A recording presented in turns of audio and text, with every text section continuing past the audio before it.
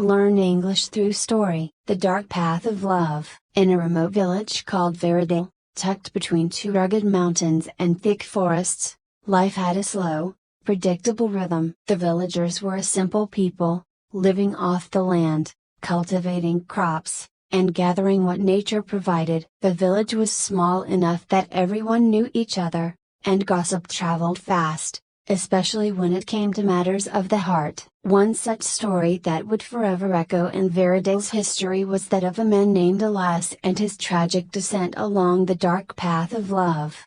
Elias was a man known for his striking looks and charm. Tall and athletic, with black hair that curled around his sharp jawline, his presence commanded attention whenever he entered a room. But beyond his good looks, what made him most irresistible was his ability to make others feel seen. He had a way of listening, of making every word you spoke feel important. People in Veridale often remarked that Elias was born with a gift, a magnetism that no one could resist. Men respected him, women adored him, and parents looked to him as a model for their sons. Yet, beneath that surface charm lay a heart untested by true love. As the years passed, Elias grew into his reputation, enjoying the adoration of the village but never committing to anyone. Though he entertained several relationships, he never seemed to settle, always leaving behind broken hearts. Despite this, there was no bitterness toward him, only understanding that Elias was still waiting for something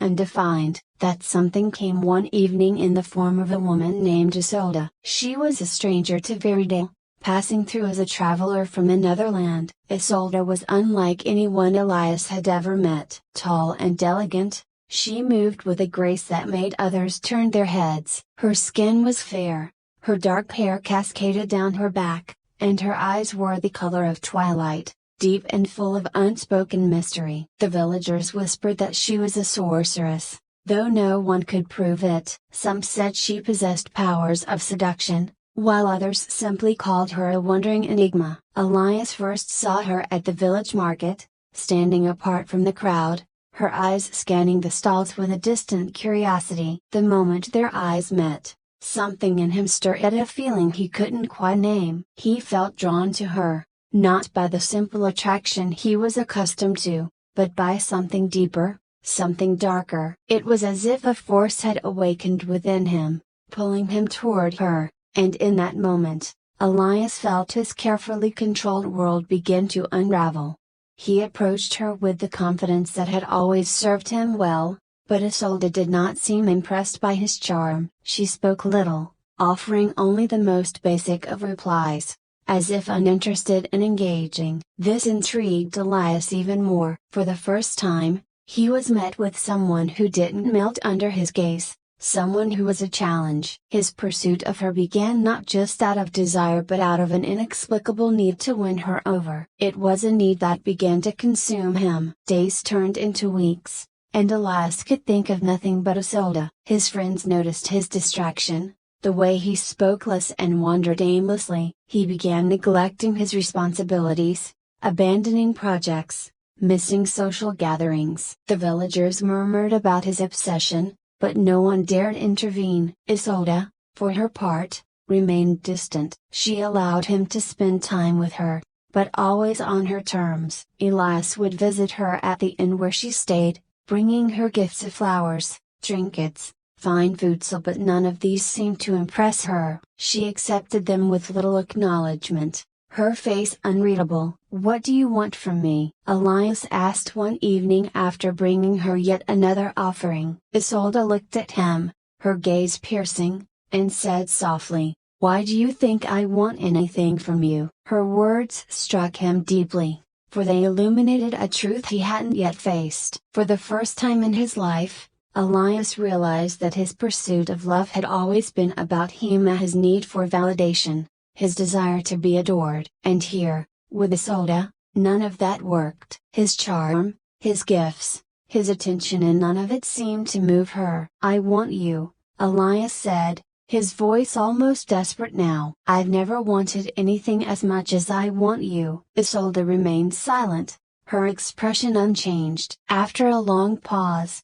She finally spoke. "Be careful what you wish for, Elias. The path you are on is not one that leads to happiness." But Elias, blinded by his obsession, did not heed her warning. He pressed further, determined to win her heart, convinced that if he could just have her, all the restlessness inside him would be resolved. He became more erratic in his behavior, constantly seeking her out, even at odd hours. The villagers whispered that Elias had lost his way, that he was no longer the man they once knew. One night, Elias went to Isolda's room at the inn, determined to confront her. When he entered, he found her standing by the window, looking out over the village. The moonlight cast a soft glow on her, making her seem otherworldly, almost untouchable. "Why do you keep me at a distance?" Elias asked, his voice filled with frustration and longing. "What is it you want from me? Do you enjoy seeing me suffer like this?" Isolde turned to him slowly,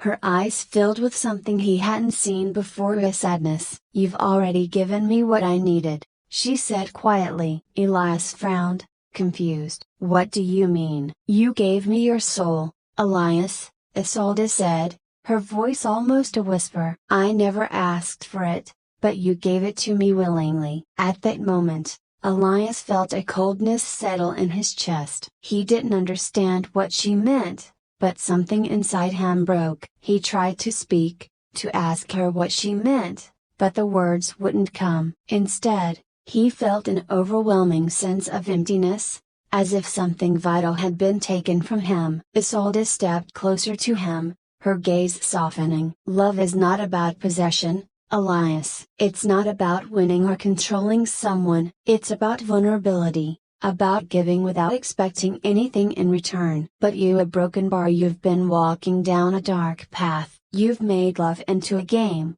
and now you've lost." Elias staggered back, his mind racing. He couldn't comprehend what was happening, but he felt Ida, his obsession with her, had consumed him, had taken something precious from him. He had given everything to win her over, and in doing so, had lost himself. "Please," Elias whispered, his voice trembling. "Tell me how to fix this. Tell me how to be whole again." Isolde shook her head sadly. "I cannot. The only one who can save you now is yourself. You must leave me, Elias. You must walk away from this path, or it will destroy you." Desperation clawed at him, but deep down, Elias knew she was right. He had allowed himself to be consumed by his desire, and now, standing on the edge of the abyss, he could see the darkness within himself that he had been blind to. Without another word, he turned and walked out of her room, leaving behind the woman who had shown him the truth. In the days that followed, Elias withdrew from the village. He isolated himself in his home, reflecting on his life, on the choices he had made. The once vibrant and confident man was now a shadow of his former self, haunted by the realization that he had allowed his obsession to lead him down a path of destruction. He began to understand that his pursuit of love had never been about the other persona, it had always been about him. Isolde had been right. He had made love into a game, into something he could win or lose, and in the process, he had lost the most important thing of all, himself. Months passed, and the villagers noticed the change in Elias. He no longer sought out attention or admiration. He became quiet, introspective, spending his days working the land and helping others without seeking recognition. He had learned, through his suffering, the true nature of love. He had not as something to possess or control, but as something to give freely, without expectation.